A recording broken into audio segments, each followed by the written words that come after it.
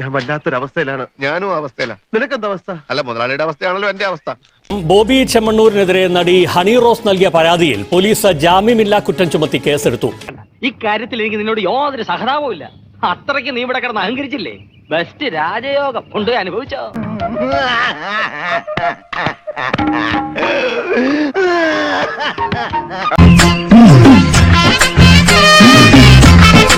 ഈ വിഷയത്തിൽ പ്രതികരണം തേടിയപ്പോൾ ബോബി ചെമ്മണ്ണൂർ പറയുന്നത് ഹണിയോട് തെറ്റായ ഉദ്ദേശത്തോടെ പെരുമാറിയിട്ടില്ല എന്നാണ്.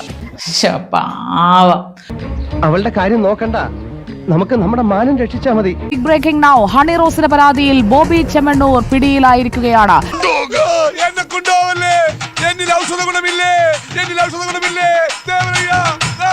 ഈ കേസിൽ എഫ്ഐആർ രജിസ്റ്റർ ചെയ്ത് മണിക്കൂറുകൾക്കകമാണ് ബോബി ചെമ്മണ്ണൂരിനെ പോലീസ് കസ്റ്റഡിയിൽ എടുത്തിരിക്കുന്നത്. സെൻട്രൽ പോലീസിന്റെ നേതൃത്വത്തിലാണ്. അങ്ങനെ പവനായി ശവമായി എന്തൊക്കെ ബഹളമായിരുന്നു.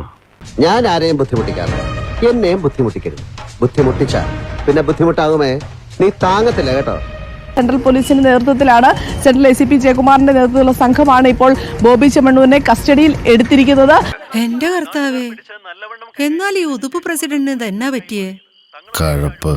ഈ അശ്ലീല പരാമർശത്തിലും ഒപ്പം തന്നെ സെക്ഷൽ ടച്ചിലുമാണ് ഈ ഹണി റോസ് പരാതി നൽകിയിരുന്നത്.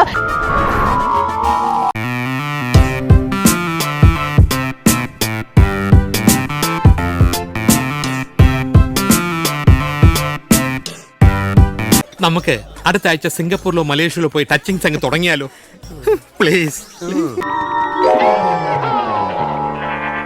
75(1), 75(4), 64 വകുപ്പുകൾ IT ആക്ട് പ്രകാരം 64 വകുപ്പുകൾ പ്രകാരമായിരുന്നു ബോബി ചെമ്മണ്ണൂരിനെതിരെ കേസ് രജിസ്റ്റർ ചെയ്തത്. ഇതാ പെണ്ണ് ഇത്രയും നാൾ കണ്ടതല്ല, ശവങ്ങളായിരുന്നു. ഈ FIR രജിസ്റ്റർ ചെയ്ത് മണിക്കൂറുകൾക്കകം വളരെ ചടുലമായ നീക്കത്തോടെയാണ് പോലീസ് ഈ വിഷയത്തിൽ ഇടപെട്ടത്. പക്ഷെ ചോദ്യം ചെയ്യലുകളിലേക്കല്ല, കസ്റ്റഡിയിലേക്കാണ് പോലീസ് പോയത്. നേരെ പ്രതിയെ കസ്റ്റഡിയിൽ എടുക്കുന്ന അവസ്ഥയിലാണ്. കാരണം നമുക്കറിയാം, പ്രമുഖ വ്യവസായിയാണ്, ഒരുപാട് ബന്ധങ്ങളുള്ള ആളാണ്. നമ്മുടെ ജനലിന് എന്താ പറ്റി? താഴേക്ക് ഇറങ്ങി വന്ന് നിൽക്കുന്നു. കുഞ്ഞുങ്ങളെ, ഇത് നിങ്ങളുടെ വീടല്ല, പോലീസ് സ്റ്റേഷനാണ്. എല്ലാവർക്കും സന്തോഷമായല്ലോ? എനിക്ക് സന്തോഷമായി. എല്ലാവർക്കും പിരിഞ്ഞു പോവാം.